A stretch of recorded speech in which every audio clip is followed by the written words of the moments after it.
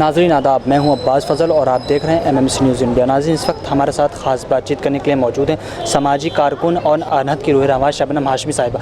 हाल ही में ये हाथरस के मुतासिर के परिवार से मिलकर आई। हम इनसे जानेंगे, मैम आप हाथरस होकर आई हैं, क्या वहाँ की क्या सूरत हाल है? देखिए, एक तो ये कि पूरे गांव को एक छावनी बना रखा है और इतनी ज़्यादा पुलिस है कि ऐसा लगता है कि वो परिवार तो बिल्कुल बंदी बन गया है, उनको बाहर निकलना उनके लिए मुश्किल है। एक तरफ ये है और दूसरी तरफ ये कि बाहर जहाँ से आप मेन रोड से जहाँ अंदर जाते हैं, बाहर लोग जमा हो जाते हैं। मतलब हम भी जब वहाँ खड़े हुए थे, वेट कर रहे थे अपने टर्न का अंदर जाने का, तब भी वहाँ पे कुछ लोग जमा थे और फिर हमारे बाद संजय सिंह आए, लेकिन वो हमसे पहले बाहर निकल के आए। तो तब तक हमारे साथी जो बाहर थे उन्होंने बताया कि यहाँ पे भीड़ जमा हो गई थी और उनके ऊपर हमला भी हुआ।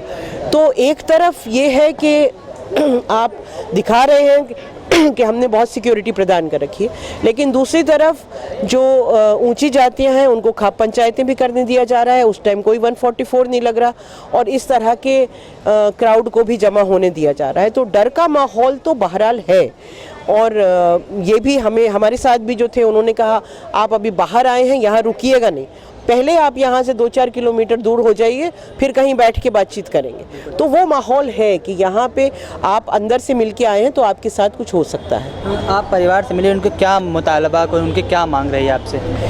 देखिए, एक तो जाहिर है कि पूरा जो कुछ उन पे बीता है उस पर बहुत लंबी चौड़ी बातचीत हुई। हम लोग 2-2.5 घंटा पूरे परिवार के साथ ही थे, लेकिन उनकी मेन मांग तो यही है कि इंक्वायरी जो है वो कोर्ट के सुपरविजन में हो। इस तरह से CBI या पुलिस या कोई भी इंक्वायरी जो है उनको उस पर भरोसा नहीं है। उनका कहना ये है कि 14 तारीख से और उस लड़की के जलाए जाने तक जो कुछ हमने रवैया देखा है प्रशासन का और पुलिस का, हमको भरोसा नहीं है कि इंक्वायरी ठीक होगी।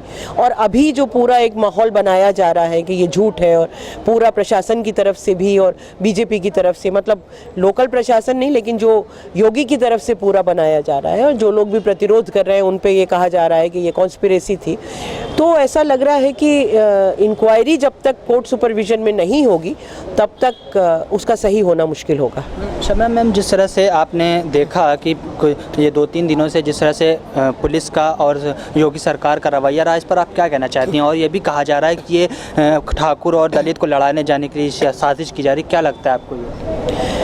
देखिए, ये हमें समझना होगा कि हम पिछले 4-5 साल से जिस हिंदुस्तान में रह रहे हैं वो धीरे धीरे एक लोकतंत्र से एक सेमी फैशिस्ट स्टेट की तरफ जा रहा है, अथॉरिटेरियन स्टेट की तरफ जा रहा है, जिसे हम तानाशाही कहते हैं। तो इसके अंदर जब तानाशाही किसी देश में कब्जा करती है, जब फासीवादी किसी देश में कब्जा करती हैं, तो उनको कोई भी प्रतिरोध की आवाज़ जो है, जिसे डिसेंट कहते हैं, वो मंजूर नहीं होती। क्योंकि फासीवाद सिर्फ एक चीज़ से ही डरता है और वो है आवाज़ों से, बुलंद आवाज़ों से, और वो हर तरह की आवाज़ों को दबा देना चाहते हैं। तो ये हमने अभी जो आप बात कर रहे हैं यूपी की, कि इन्होंने योगी ने कहा कि ये इंटरनेशनल कॉन्स्पिरेसी है हमको बदनाम करने की या कास्ट राइट्स कराने की, ये उसी साजिश का हिस्सा है जो डिसेंट की आवाज़ों को दबा देना चाहती है। और जो हमने दिल्ली में भी देखा, दिल्ली में जो चार्जशीट है उसमें जितने लोग जो NRC और CAA के विरोध बोल रहे थे,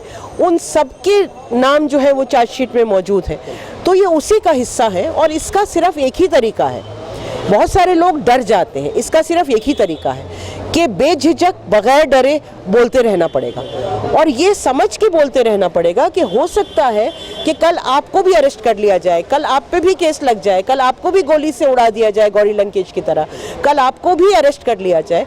ये सब कुछ सोचते हुए बोलते रहना पड़ेगा, क्योंकि जब तक आप बोलते रहेंगे तब तक आपकी आवाज़ें भी बुलंद रहेंगी और हम इन शक्तियों को शायद रोकने में सफल होंगे। लेकिन अगर डर के घर बैठ जाएंगे तब तो इसमें कोई मतलब ज़रा सा शुबा ही नहीं है कि फासीवाद पूरी तरह से कब्जा कर लेगा इस मुल्क में। मैम बहुत बहुत शुक्रिया। वेलकम। नाज़रीन, जैसा कि आप देख रहे थे, इस वक्त हमारे साथ ख़ास बातचीत करने के लिए मौजूद थी अनहद की रूह रवां शबनम हाशमी साहिबा।